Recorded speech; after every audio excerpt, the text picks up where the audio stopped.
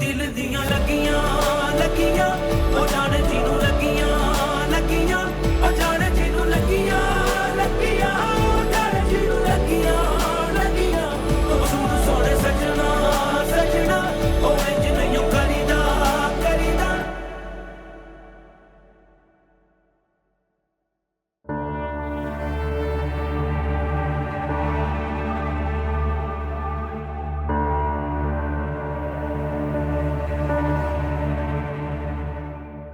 Nargis phone नहीं उठा रही,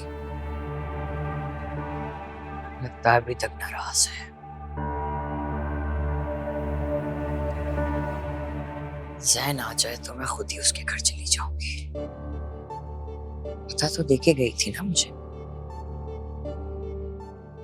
खुद ही जाके पूछती हूँ। लगता है जैन आ गया। इस लड़की से तो इतना भी आसरा नहीं है कि दरवाजा खोल दे।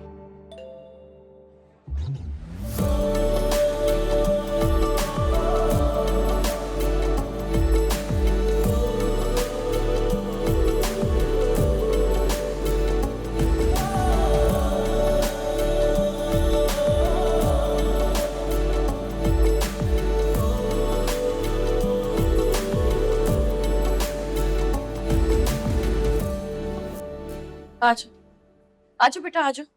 मैं तुम्हें फोन कर रही थी लेकिन तुमने फोन ही नहीं उठाया। अरे फोन तो मैं घर छोड़ आए। अच्छा कैसी तबीयत है बेटा, तुम ठीक हो? जी आओ जी, बैठो। अल्हम्दुलिल्लाह। यकीन जानो, जब से तुम गई हो ना मेरा दिल तो बहुत उदास था, बहुत परेशान थी मैं। चैन ही नहीं मिल रहा था मेरे दिल को। बहुत शर्मिंदा हूं मैं तुमसे। हिम्मत ही नहीं हो रही थी कि मैं तुम्हें फोन करती। बड़ी मुश्किलों से हिम्मत जमा करके मैंने तुम्हें फोन किया था। ऐसी कोई बात नहीं है माजिदा, जिंदगी में इस तरह के मामलात हो जाते हैं, लेकिन जो दिल के रिश्ते होते हैं, खुलूस के रिश्ते होते हैं, वो इतनी जल्दी नहीं टूटते। और इस बात का सबूत ये है कि मैं तुम्हारे सामने बैठी हूँ। अब तुम भी सब कुछ भूल जाओ। ये तो तुम्हारा बड़ापन है, लेकिन फिर भी मैं तुमसे और वलीद बेटा तुमसे माफी मांगती हूँ। अरे नहीं आंटी, आप ऐसे कह के हमें शर्मिंदा मत करें। मैं पानी लेकर आती हूँ। अरे तुम क्यों तकलीफ कर रही हो? मनाहिल को बुला लो। मनाहिल तो नहीं है घर पे, वो जैन के साथ शॉपिंग करने गई है।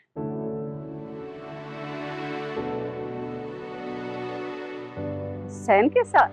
हाँ जैन आया हुआ है ना आजकल, उसी के साथ तो आ रही थी मैं तुम्हारे घर पे, इसलिए फोन कर रही थी।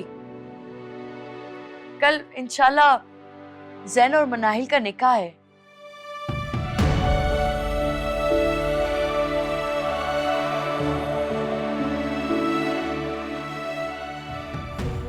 तफसील में आके बताती हूँ, पानी लेकर आती हूँ। हाँ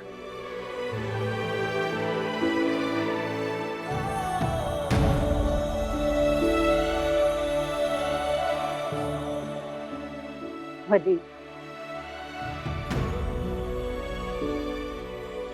बेटा, हकीकत को तस्लीम कर लेने में ही आफियत है। मैं बिल्कुल ठीक हूँ, कुछ नहीं हुआ मुझे।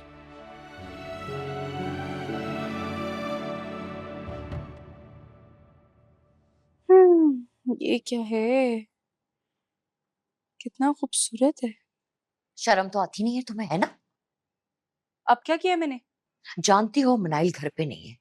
मुझे किसी चीज की जरूरत पड़ जाए या दरवाजे पे कोई आ जाए, तुम मत हिलना, बस कमरे में ही पड़ी रहना।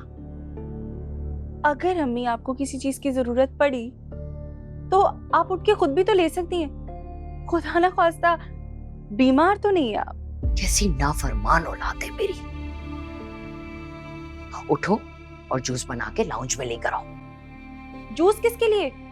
नरगिस और वलीद आए हुए, उनके लिए। बड़े बेशरम लोग हैं। इतनी बेइज्जती करवाने के बाद भी चैन ना पड़ा, फिर आ गए। अपनी ये कसफर की जुबान ना मुंह के अंदर रखो, समझी तुम? अगर मेरी बर्दाश्त खत्म हो गई ना तो मैं तुम्हारा वो हशर करूंगी कि सारी जिंदगी याद रखूंगी। उठो और जूस बना के लेकर आओ और तमीज से बात करना उनसे, बल्कि नरगिस से माफी मांगना। इतना सब कुछ हो जाने के बावजूद भी वो बेचारी मुझसे मिलने के लिए आई है। इतना बड़ा दिल है उसका। चलो। ना ही मैं वहां आऊंगी और ना ही किसी से माफी मांगूंगी। आपको जो करना है ना आप कर लें। और हाँ, अगर आप दोबारा से उनकी बेइज्जती करवाना चाहती हैं ना मुझसे, तो मैं आ जाती हूँ। इतनी बेशर्म और ढीठ हो तुम। पता नहीं अल्लाह ने मुझे किस गुनाह की सजा तुम्हारी जरूरत में दी है। नाफरमान कहेगी। माफी मांग, वो भी उस पेंडू वलीद से।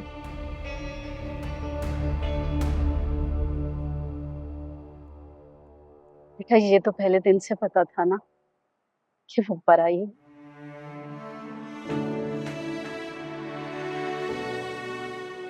वो दरअसल जैन ना 1 महीने के लिए आया है। लो बेटा। 15 दिन तो यही सोचने में लग गए कि निकाह अभी करूं या 1 साल के बाद। फिर जैन ने ही कहा कि अभी कर लेते हैं, ताकि जो भी कागजात है वो साथ ले जाएगा। 1 साल में सारी कार्रवाई मुकम्मल होगी तो वो मनाहिल को भी अपने पास बुला लेगा।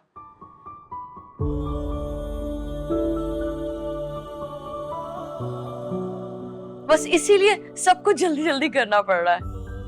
अल्लाह मुबारक करे। आमीन। बस तुम लोगों को लाजमी शिरकत करनी है। इंशाअल्लाह।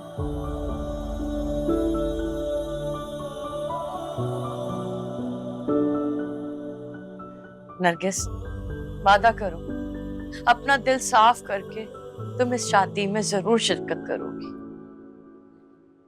मेरा तुम्हारे सिवा है ही कौन।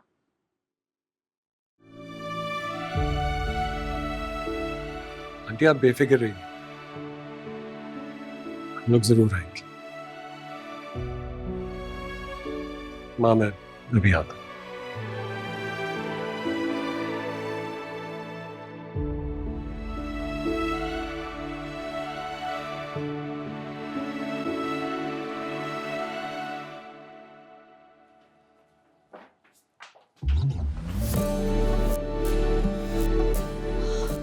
अस्सलाम वालेकुम।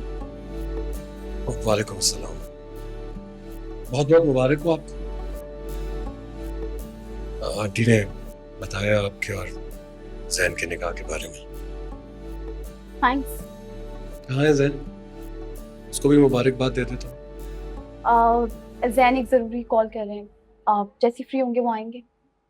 ओ यारा हमने तो प्यार हाँ प्लीज। तूने बर्बाद किया जब जब तू